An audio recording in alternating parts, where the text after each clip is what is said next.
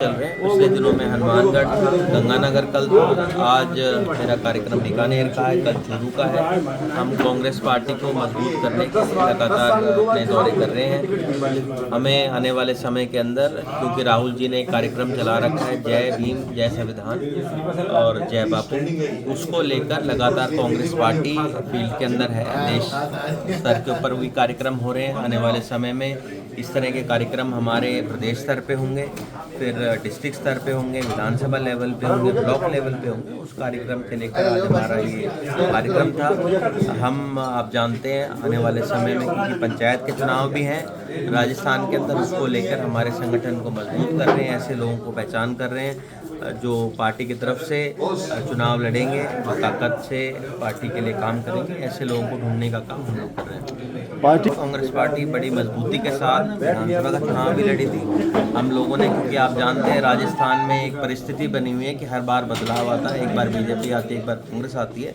और उसको तोड़ते हुए अब की बार हम लोग करीबन 70 सीटें जीते थे हाउस के अंदर। और जब लोकसभा चुनाव हुए तब हम 25 में से 11 सीटें जीतकर यहाँ पर आए। ये दर्शाता है कि कांग्रेस पार्टी यहाँ ज़मीन पर बहुत मजबूत है, हमारा संगठन बहुत मजबूत है, और उसी को और ज़्यादा धार देने का काम हमारे राष्ट्रीय अध्यक्ष मल्लिकार्जुन खड़गे जी, राहुल जी, हमें इस बात की जिम्मेदारी दी है कि हम और ताकत इस संगठन को दें।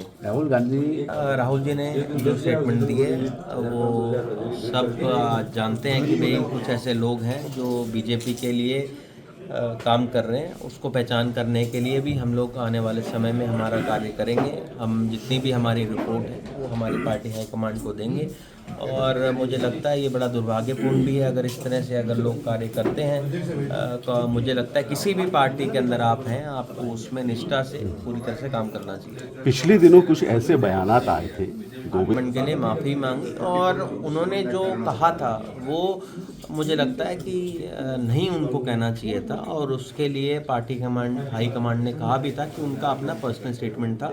और मेरा ये मानना है उन्होंने जो टिप्पणी करी थी, और कल क्योंकि आप जानते हैं चैंपियंस ट्रॉफी हम लोगों ने जीती है, उसके बाद उन्होंने बहुत ज़्यादा हमारे जो कप्तान हैं रोहित शर्मा जी की, उनकी तारीफ़ भी की है। और मुझे लगता है कहीं ना कहीं आप अगर अपनी गलती का एहसास हो जाए तो इससे ऊपर कुछ नहीं हो सकता। डोटासरा जी के बारे में, डोटासरा जी हमारे पार्टी के लीडर हैं, और मुझे लगता है जिस तरह की टिप्पणी भाजपा की तरफ की गई, हमारे एक और विधायक है रफीक खान जी के खिलाफ भी जो टिप्पणियाँ की गई हैं हाउस के अंदर, बहुत दुर्भाग्यपूर्ण है कि किस तरह से भाजपा इन शब्दों का प्रयोग करती है। कहीं ना कहीं हमारा जो प्रदेश के अंदर जो खुशहाल है उसको कहीं ना कहीं धर्म के नाम पे, जाति के नाम पे जो तोड़ने का काम भाजपा कर रही है वो दुर्भाग्यपूर्ण है, और उनको उस बात के लिए खेद प्रकट करना चाहिए। लेकिन कमोबेश वही जबान आपकी पीसीसी चीफ भी इस्तेमाल कर लेती है। तो कहा था, उसके लिए हमारे एलओपी ने खेद भी प्रकट उसके लिए किया था कि हो सकता है कई बार ऐसे बयान निकल जाते हैं, पर जब आप लोगों की एक बात हो जाए, उस बात को पलटने का काम जो बीजेपी कर रही है वो कहीं ना कहीं इनकी हठधर्मिता है कि किसी भी तरह से हाउस को चलने ना दिया जा सके। तो मुझे लगता है ये दर्शाता है कि इनको लोगों से कोई सरोकार नहीं है, ये चाहते नहीं कि लोगों के लिए काम होए।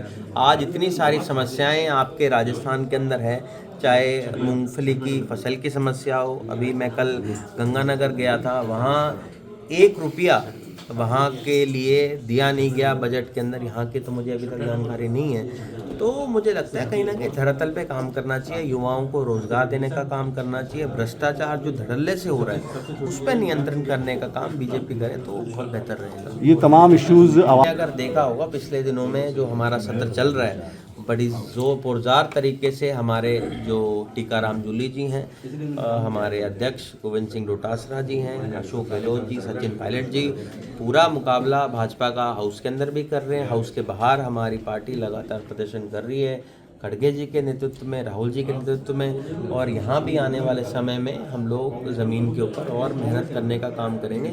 और अगर हमारी कोई कमी रहेगी तो उसको और मजबूत करने का काम रहेगी। जैसे मैंने शुरुआत में बताया कि संगठन को और मजबूत करें, और जितना हो सके जो हमारी कमेटियाँ नहीं बना पाई उनको बनाया जाए, और ऐसे लोगों को हटा दिया जाए जो निष्क्रिय लोग हैं, जो काम मुझे लगता है कि कई लोग ऐसे हो सकते हैं जो 10-10 साल से पार्टी के अंदर हों, जिनकी आज इच्छा पदाधिकारी रहने के ना हो, सिर्फ कांग्रेस पार्टी के लिए वैसे कार्य करना चाहते हैं, तो नए लोगों को मौका देना चाहिए।